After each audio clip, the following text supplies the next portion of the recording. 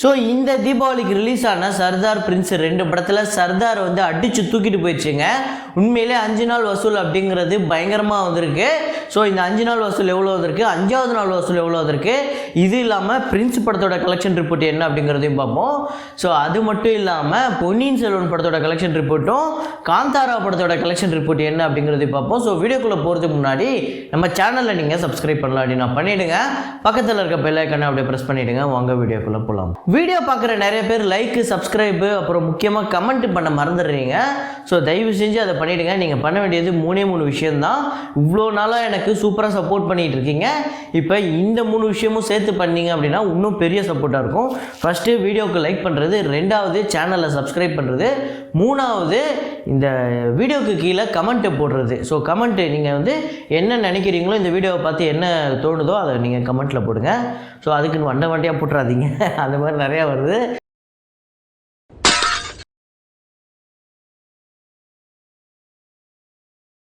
So first வந்து காந்தாரா படத்தோட collection report என்ன அப்படிங்கிறத பார்த்துருவோம். கர்நாடகாவில் பார்த்திங்க அப்படின்னா டே 26 வந்து 1 கோடியை வந்து கலெக்ட் பண்ணியிருக்கு. ஹிந்தியில் பார்த்திங்க அப்படின்னா 2,90,00,000 வந்து கலெக்ட் பண்ணியிருக்கு. தெலுங்கில் பார்த்திங்க அப்படின்னா 1,25,00,000 வந்து கலெக்ட் பண்ணியிருக்கு. ஸோ வேர்ல்டு வைடு அப்படிங்கிறது 5 கோடியை வந்து கலெக்ட் பண்ணியிருக்கு. ஸோ நான் சொல்கிறது டே 26. இது வந்து கர்நாடகாவில். ஹிந்தி தெலுங்குலாம் பார்த்திங்கன்னா ரிலீஸ் ஆகி 2 வீக்ஸ் ஆகிருக்கு. ஸோ கர்நாடகாவில் டோட்டலாக பார்த்திங்க எவ்வளோனா 99,25,00,000 வந்து கலெக்ட் பண்ணியிருக்கு. ஸோ 100 கோடி கிட்ட நெருங்கி வந்துக்கிட்டு இருக்குது கர்நாடகாவில் மட்டுமே. ஹிந்தியில் பார்த்திங்க அப்படின்னா 29,40,00,000. ஸோ தெலுங்கில் பார்த்திங்க அப்படின்னா 27 கோடி. தமிழில் கூட வந்து பெருசாக கலெக்ட் பண்ணல. ஸோ இது வரையுமே 1.5 கோடி 1.60 தான் கலெக்ட் பண்ணியிருக்கு. அதனால தான் இல்லை நம்ம தனியாக போடல. ஸோ வேர்ல்டு வைடு அப்படிங்கிறது 172,50,00,000 வந்து கலெக்ட் பண்ணியிருக்கு காந்தாரா படம். ஸோ இந்த படம் வந்து எல்லாத்துலேயுமே பயங்கரமாக போட்டு பயங்கரமாக வந்து பாராட்டிக்கிட்டு இருக்காங்க. IMDbயில் ஏதோ ரீசெண்டாக 1000 ஃபிலிம்ஸ் வந்து பெஸ்ட்டு ஃபிலிம்ஸ் அப்படின்னு போட்டிருக்காங்க.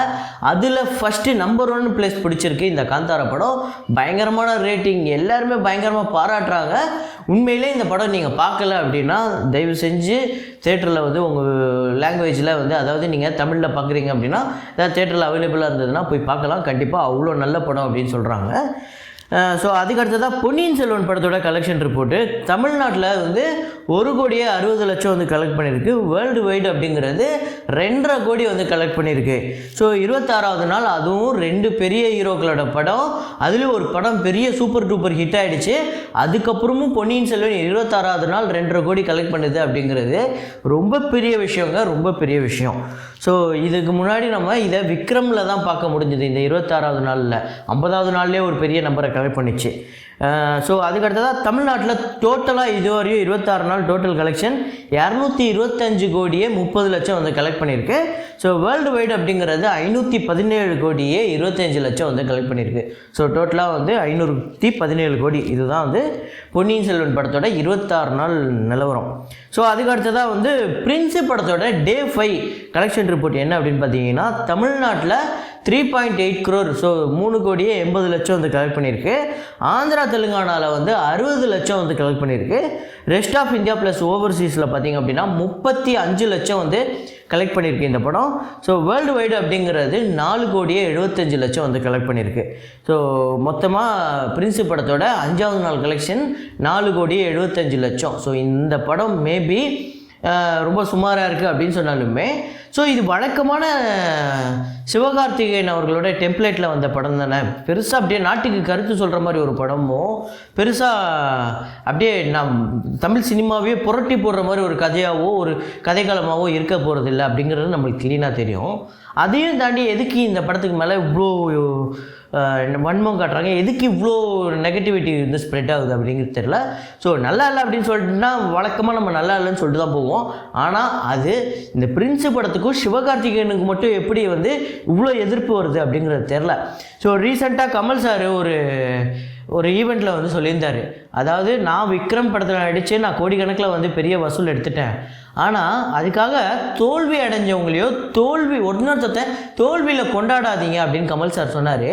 அந்த ஸ்டேஜில் விக்ரம், கார்த்தி எல்லாருமே இருந்தாங்க. சிவகார்த்தின்னு இருந்தார். சிவகார்த்தியின் மட்டும் தான் கை தட்டினார் அதில். ஸோ அவருக்கு மட்டும்தான் அது புரிஞ்சிருக்கா இல்லை மீதி பேருக்கு புரியலையா அப்படிங்கிறது தெரில. ஆனால் உண்மை அதுதான், இன்னொருத்தனோட தோல்வியை கொண்டாடாதீங்க அப்படின்னு அன்றைக்கி கமல் சார் சொன்னது இன்றைக்கி சிவகார்த்திகேயன் ஃபீல் பண்ணியிருப்பார். உண்மையிலே கமல் சார் அன்றைக்கி சொன்னதை வந்து இவங்க ஃபாலோ பண்ணியிருக்கலாம் அப்படின்னு சொல்லிட்டு. அதுக்கடுத்து பிரின்ஸ் படத்தோட டோட்டல் கலெக்ஷன் எவ்வளோ அப்படின்னு பார்த்தீங்கன்னா தமிழ்நாட்டில் 25 கோடி வந்து கலெக்ட் பண்ணியிருக்கு. இந்த படம் 25 கோடி தமிழ்நாட்டில்ங்கிறது ஒரு நல்ல வியாபாரம் அப்படின்னு தான் நான் சொல்லுவேன். இந்த படத்துக்கு பயங்கர நெகட்டிவான விமர்சனம் வந்தது. இந்த படத்தை தயவு செஞ்சு போய் பார்க்காதீங்க அப்படின்னு என்னோடய ஃப்ரெண்ட்ஸே வந்து என்கிட்ட சொன்னாங்க, தயவு செஞ்சு பார்க்காத மச்சான், அது அவ்வளோதான், போனேன்னா வேஸ்ட் அப்படின்னு. ஆனால் நான் 2 படமுமே பார்க்கல.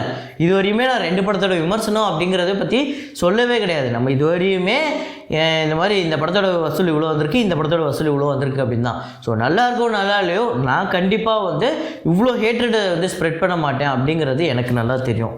ஸோ அதனால் கோப்ரா படம் பார்த்தீங்கன்னு வைங்களேன், இப்போ முதல் நாள் கலெக்ஷன் 15 கோடி எடுத்தது, 2ஆவது நாள் கலெக்ஷன் 6 கோடி, 3ஆவது நாள் கலெக்ஷன் 4 கோடி, அப்படியே கம்மியாச்சு.